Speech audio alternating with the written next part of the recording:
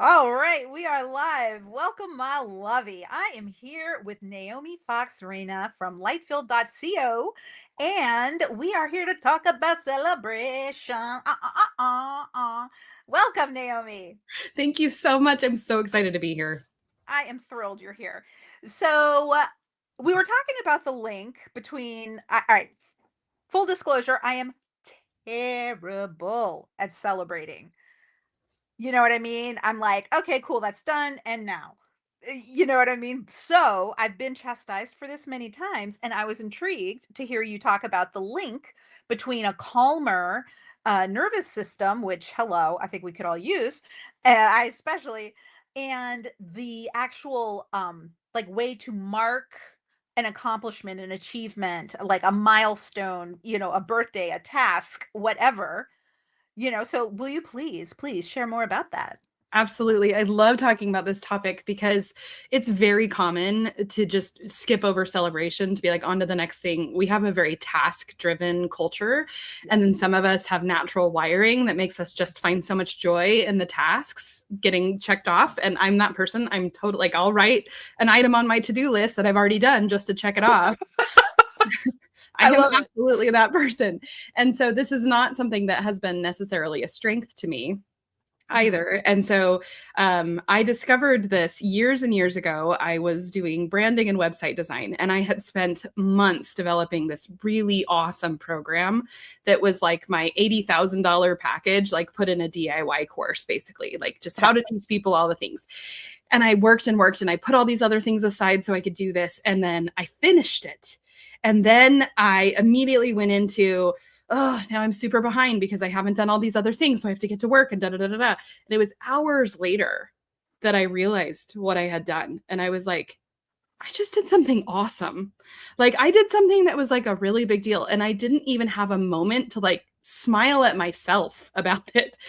And I could feel in my body that there was a like a crunchiness and a push and a anxiety and a like it's almost like the shameful person came out and was like, by the way, here's the task list of all the things you haven't done because you were doing whatever that other project was. Like there was just nothing but shame and nothing but like harshness in it. And when I kind of stepped back and I looked at the whole situation, I was like, absolutely not. And so I immediately like did a little dance, like right where I was, and like turned on some music and just moved my body and allowed myself to like be in this moment of like, I did something awesome. Like, yay me. That was hard. And I did it. And I persisted and just that. And I could feel it communicating to my body, like, oh, that is done. This was a good thing. This is Mhm. positive. And it shifted the timeline of the orientation of get it done, get it done, get it done to we work on things and then we get them done and then we celebrate. And then we can start with new things. But otherwise, it just feels like this long, like a desert of just Oh, going and going and going. I love the desert analogy, and I am realizing, this is real time, that when I don't celebrate and I'm just like, "Okay, finally, whew, that's done," it also reinforces that negative internal dialogue of like, "Why is this so difficult? Other people do this with ease. Why are you struggling?" And first of all, I may or may not be struggling more or less than another person. However, I do a lot of things with great ease that Yeah, other people are mystified at how I can even get it done. 100%. So I think that when we take the full totality of who we are and what our aptitudes are, what our talents, our inclinations, then, especially if we are good at some things, and then we get to something that we're not or we're learning, and it doesn't flow naturally, it's so easy to get caught up in, the criticism, like you mentioned shame, and I think that's an element of that critical inner voice, because when you're little and you do something bad and you're just like, oh, heartbroken, because ultimately your lizard brain makes you feel like you're going to get kicked out of the tribe, and that's life or death terrible. Yes. And so the to put the desert analogy in there, and that, like, you're not giving yourself the water and the sustenance that you need in your heart, your body, in your, because the physicality and the mind are linked so strongly. There's that gorgeous huge nerve going from the brain into the gut that is responsible for those gut feelings. Yeah. And when we, I wouldn't say fight against it, but we ignore that in our with our peril. Like that is what you say when you talk about feeling like crunchy and anxiety ridden and gritty Mhm. in your body. Mhm. I really like that that was the flag that your mind and body were raising. Yes, absolutely. And we need to interrupt that because we're not meant to always be in push. We're not meant to always perform. I love the idea that if you look around at in nature, there is nothing that blooms year round. There's nothing that is in constant production. There is always a season of giving and harvest and blossoming and beauty. Like, ooh, let's take a picture of it. And then there's always going to be a season or a moment or a time frame where it's like, meh, like that doesn't look like much. But Right. you can't have one without the other because it is not real. If you see something that's constantly blooming, it is fake. And interestingly, since I'm from a subtropical area, New Orleans, and there's stuff blooming all the time. However, what you say is true. The blooms will fall off. The Yes. azalea bush There's will, kind individual of ones. Yes. Hmm. chill for a minute, and then another bloom will come. But it does take that moment of stepping back and rejuvenating. Yes. And uh, to take your natural metaphors a little further to the seasons of the year, one of the most beautiful things was when I was recovering from Hurricane Katrina and my first divorce. I noticed, so that happened in August, and then it was, went through winter, and I was up in the DC area, had never really lived in the cold except for a few years out in South Lake Tahoe. And I was just horrified at how uncomfortable it was outside. I was not used to that. My discomfort of outside would just be when you're too hot. But when the spring started to come, I was at a spot in my healing to where I was kind of picking my head up and looking around. And so then suddenly all the trees are having these little buds and colors are softening. It wasn't so dark and like bleak and gray. And, so if you extrapolate from, the calm after the blooming and think about how trees operate, how animals operate in the wilderness, when you have that cold season, that winter, that time of inactivity, that is a gorgeous time of like using your reserves and getting ready for the lushness that will come with the spring and the summer. Absolutely. Yeah. And that can be an hourly or a daily cycle. You know what I'm saying? Like you talked about doing Yeah. that huge project, Yeah. the enormous online version of what you guided your clients through. Well, it's the same thing as actually guiding a client through that process and seeing the results. In this case, you're putting it online. And so you didn't have that client. Exactly. Yeah, it was Ah, very disconnected. So I had to create a visceral experience of that result. And especially with, I think so much online has created disconnection and connection. It's beautiful. Like we're mhm. connected, like you and I are connected. We would never Right, have been able to be connected without the internet, and we wouldn't be able to have this conversation. But right. it fuels like new connections that couldn't happen. But it also, if we are not vigilant, it can create disconnection where you are not viscerally experiencing, you're not hugging people, you're not out and Right. about, you're not at that third place, like home and work and then the third place, like all of these things are missing. And so this is fueling depression and anxiety and being stuck and our nervous system constantly on fire and fight or flight. Mm-hmm.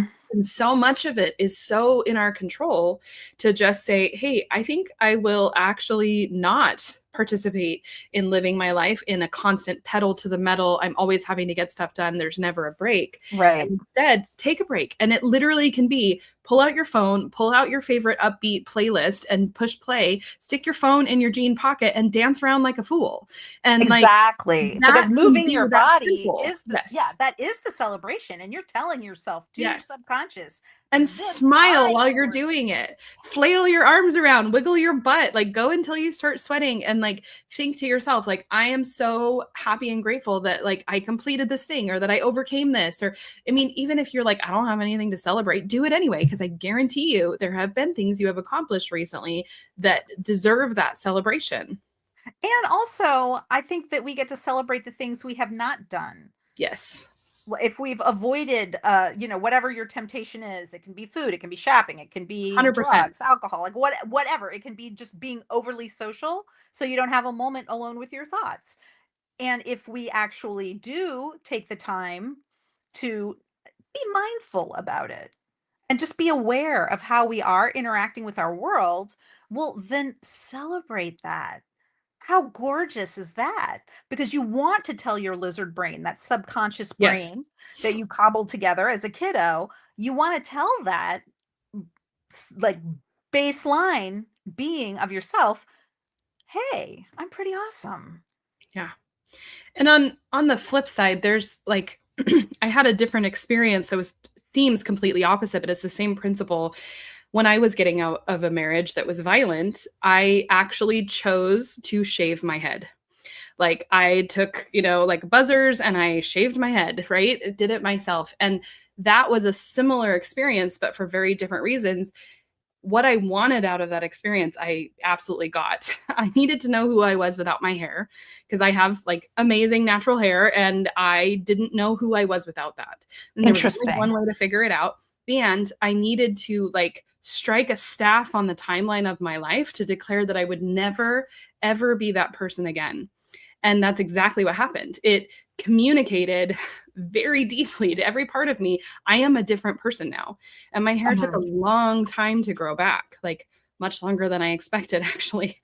And so that whole thing, like it shifted everything. And it was visual communication, it was actual communication, tactile communication, everything that said something is now different.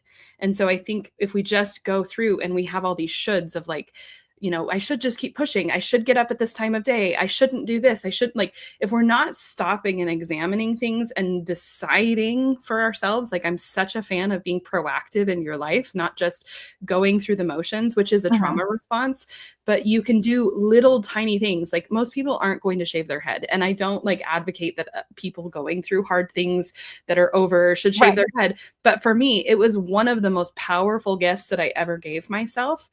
And I feel like I got like 20 awesome things out of it. And so, like, I don't feel the need to do it again. That felt like a one time experience. Mhm. But it's similar to like stopping and celebrating. So there's the positive, and then there's also the like, absolutely not. Like, this is where this stops.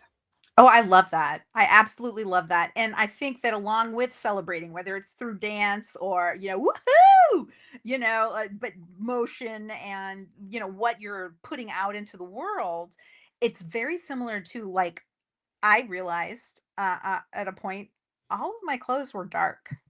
Mm, And I thought it was eminently practical because it's dark. So you spill something, it's fine. And yes. oh, everything goes together. Great. However, I'm a vibrant person at heart, even as a little kid, and that hasn't faded even through a traumatic lifetime. So for me to be living in all black, sober, somber colors, It's a that very incongruent energy. It didn't match the vibration of who you are. And so, yeah, I had a similar awakening. I used to own only like gray and black, and it was very much the energy of hiding. Don't see me. Like I don't want to be special. I want to blend in and not being the vibrant, fabulous, joyful self that I naturally am. which thank goodness, thank you for being you, right? Yeah, I finally showed up. Hallelujah. It took me a while, but I figured it Yay! out. I totally get it, and I think that abusive relationships, I have been through them, and the physical violence and the way that we negate ourselves in order to what have permission to exist in the world. Like you don't have to pay those dues. Suffering is not the ticket you punch in order to exist on the planet, and yet anything worth having is worth working for. And you know what I'm saying? Like there's Oh, yeah. all of these cultural messages that we have, and life doesn't have to be a miserable grind. Absolutely. Absolutely. I totally agree. And I had to undo a lot of those lies that I was unaware that I was telling myself so that I could liberate myself from that. Because you can leave the unhealthy situation, dynamic, abusive work environment, abusive relationship, whatever, whatever. And if you don't fix the thinking that allowed that Yeah. to even happen in the first place, you absolutely will see that pop up. And it's not like a shame place. It's not like, well, you got to figure it out, honey, or you're just going to keep doing it. It's like, oh, sweetheart, you're here because you think that this is okay. And Right. that's okay that you think that that's okay. It's totally okay. It makes sense given what you were dealt. However, once you know on like that deep internal level that nobody gets to speak to you that way, like they can do whatever they want. We can't control Right. other people. But like now, if somebody were to speak to me in a super abusive, disrespectful way, like I would probably wonder what was going on with them. And I would just remove myself from the situation or involve the Yep. police or whatever was needed because Yeah. I've changed fundamentally that like absolutely not, like nobody gets to treat me that way. Like it would Right. just be like an alien came down type of a thing, where before I didn't know how much I was allowing that. I didn't know how Right. much was still in my control, even though the other person was clearly behaving in a totally inappropriate way. And Yeah. that was big, flashing, waving wrong. It kept me from doing the still work inside to figure out, like, I didn't know until I was on the other side of it that all I needed to do was do some loving self-confrontation and just tell myself the truth, because Right. I didn't know that it was safe to tell myself the truth. I thought That that I is the had thing. to. Yes. I had to keep I promised to be with this person, so I should do that. Like I said I Oh. would do this. Like if I'm not here, then blah blah blah for them, and that's sad. And like I had all of my web that I can like barely even recall. But once I realized I don't actually want to be with him, like Mhm. really allowing myself to admit that, it was like, oh, I've been not saying that for so long. And Right. I just it was the truth shall set you free. But first, I it's love going to that. piss you off and terrify you. And it probably will make things worse when you start telling the truth. But if you keep Absolutely. telling the truth and you keep telling the truth to yourself, tell the truth to yourself, and then people can't treat you wrong. They just can't. Exactly. That is the magic. That is the special Mhm. sauce. Mhm. 100%. And I would say, depending on your background, right? Because we're putting our subconscious together, right? When we're Yes. kids. Okay. Yes. So if you live in a place that you don't feel safe, whether that's because you're always getting yelled at or slapped around or sexually abused, whatever the situation is, or, just always having cutting, snide remarks, that feeling of unsafeness, the feeling of danger, the feeling of chaos, that's home. Yeah. And 100%. so, like for me, it wasn't until my second divorce that I was like, huh, I'm the common denominator. I'm creating. I feel exactly the Same. same way as I Same. did in my first one. What the F? What, Mhm. Mel? You've been in therapy since you were freaking 11 years old. Why are you allowing this to happen? And it was humbling, but when I realized that I was cultivating that because it's where I felt at home, Yes. that's when I was able to really move into doing the mindset work. And I was stunned at how well it works. And that's why I teach other people how to go through it now, because I Yes. don't want them to have to take the extra years that it took 100%. me to like Mhm. replace that programming and reprogram that subconscious. So I 100%. love, love, love. I think shaving your head is a gorgeous way. And like you're shedding, Mhm. you're releasing so much. You're Oh, yeah. releasing all of the shoulds. You are a woman. You should be feminine and pretty means long hair, and you're just like, Bafangul, time to party. Who am I? Let's find out. Yes, I thought it would also keep men from hitting on me because, of course, I was in this state of like, I can't trust myself around men, and like I can't trust myself to pick and all the things. It turns out that's not what happens. Different men hit on you, different Oh yeah. kinds of men, because it just. And so that was an interesting observation that I could only have gathered from walking through it. And yeah, my worst marriage, the violent marriage that I had, was my second marriage. After I had done therapy and after I had healed after the first divorce, I still got into something so much worse. And so Yeah. the shame was high, and I did the same thing. It was like, okay, it doesn't matter how obvious their flaws are. I'm the common denominator here, and I want a different experience. And I I'm wired for a romantic relationship, and I'm okay with that. And I knew that my heart and my soul was going to keep looking for my person. So it was like, well, if that's the case, because I can't just shut off, I'm not going to be one of those people that's like, I'm fine being single. Like, I just knew that about myself. I did the work. I cried all the tears. I figured out who I was when nobody else was around. And I spent a solid 5 years not in a relationship. Yeah. And then I found my husband, and we just had our 4th wedding anniversary yesterday. Congratulations. Every single day has been amazing. Every single day has been good because we're present and we tell the truth to ourselves and we tell the truth to each other, and we don't allow the stuff to fester, and we communicate so that the resentment can't be there like a cancer. And that's the arc of it, is everything that I've come through, everything that I've experienced has been, you have to tell the truth to yourself, because then of course you'll be able to tell the truth to other people. But Right. most of us are lying to ourselves on the regular, and it is really disruptive to our current life when we start telling the truth to ourselves. So I understand why people hesitate to do it, but it really is the path that will lead you to everything that you're seeking. Right. 100%. And self-trust is a muscle, just like any of the other muscles that we cultivate physically, willpower, discipline, all those things. Like, they don't come naturally. We're joy seekers as human beings. We Yes, want yes, things that feel good, yes, and 100%. Yes. and we also have the capacity to understand delayed gratification. And that's the good part about doing things that require discipline or self-sacrifice. And I mentioned, like, when you have your, I'll do air quotes, vice. It's not Mhm. necessarily an actual vice, but it's just sort of maybe a crutch, or it's just something that makes you feel Yes. better about Yeah. stress or anxiety. And when you are able to say, you know what, I do want the sandwich or the donut or the, I don't know, whatever the thing is. Yes. And I also know that I'm gonna not be happy with that later. I'm gonna feel bad, yeah. Yeah, so I'm gonna go walk outside and breathe some air and look at some leaves. And then if I'm Yes. actually hungry, I will feed myself nourishment. And the ability to sort of parent ourselves Yes, like yes. that, that's the gorgeous beauty of being in your own space and being self-aware. I completely and totally agree. Yeah, removing the shame and the resistance, because what you resist persists, but what you Oh yeah. feel heals. And so, like, yeah, when you're like, oh, I want a donut, I want a donut, I shouldn't want a donut, I shouldn't want a donut. It's Right. like, either, yes, you check in, you're like, okay, sweetheart, like, what do you actually need right now? Or like, sure, you can have a donut and like you have one instead of 46. Like, Yeah, 46 donuts. How much? might God, take you donuts a are few days, expensive but now. Yeah.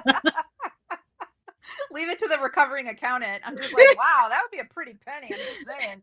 You could get a bag of candy for way cheaper. hey, some people gamble for their addiction, some people spend a lot on booze, some people buy donuts. All right, that's fair. Fair. And this is a judgment-free safe zone. It's all good. Exactly, exactly. Oh, sweetheart, you needed 46 donuts? Okay. Would you Okay. also like a hug?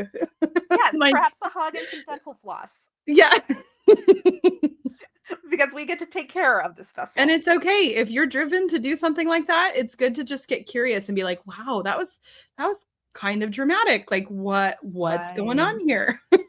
Well, and also celebrate yourself. Yes. Even Yeah. in your moments of frailty, Yes. celebrate the awareness that, 100%. even if you are still, drinking the wine, eating the donut, Mhm. overly socialite, like whatever your thing is, you're putting things in your cart and buying bullshittery you don't need. Yeah. It's like, wow, I'm self-aware enough to recognize that I'm doing Yes. this. Yeah. I Amazing. remember when I got to the healing part enough where I was like, okay, I'm feeling a lot of emotions and I don't like them. This is too much. It's uncomfortable. I would really just like a bowl of ice cream because, like, I know that just hits, like just right. And to realize, okay, this is a self-medication, and being like, you know what, I'm okay with that. Like, I can pump the brakes a little bit on all this emotion, knowing that the sugar is not healthy for me, but this is a way that I can kind of regulate as I'm trying to navigate, like, down this steep treacherous hill coming off of Yes. the bender of mindset that kept me in these abusive relationships, and getting to the point where you can handle things. It's not about cutting out everything that's unhealthy. It's about that self-talk and that love and being like, okay, I'm going to have a bowl of ice cream because I know it is going to immediately make me feel better. And later, I might not feel so great. But right now, that is actually the best and highest good thing that I can do because these emotions, I'm drowning in them. They're just a little too much. Right, right. And so whether you want to think of it as a tool that may not be the best tool for all the time, but it's maybe the break the glass and, Yes, pull the exactly. lever.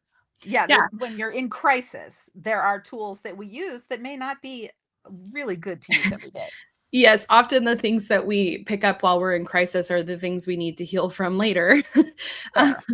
and I'm a huge fan of writing down everything that is a possible self-care thing that you might do. Take a bath, go on a trip, go Hmm. shopping, whatever, and writing all those down and then rating them on a scale of 1 to 10 for how healthy and nourishing is this to me. Like going for a walk may be a 10 out of 10 for some people. Right. Eating a bar of chocolate might be like a 4 out of 10, especially if it's really high quality chocolate. But like to see, like, yeah, eating a bar of chocolate is self care, but it has the negative aspects that come with it.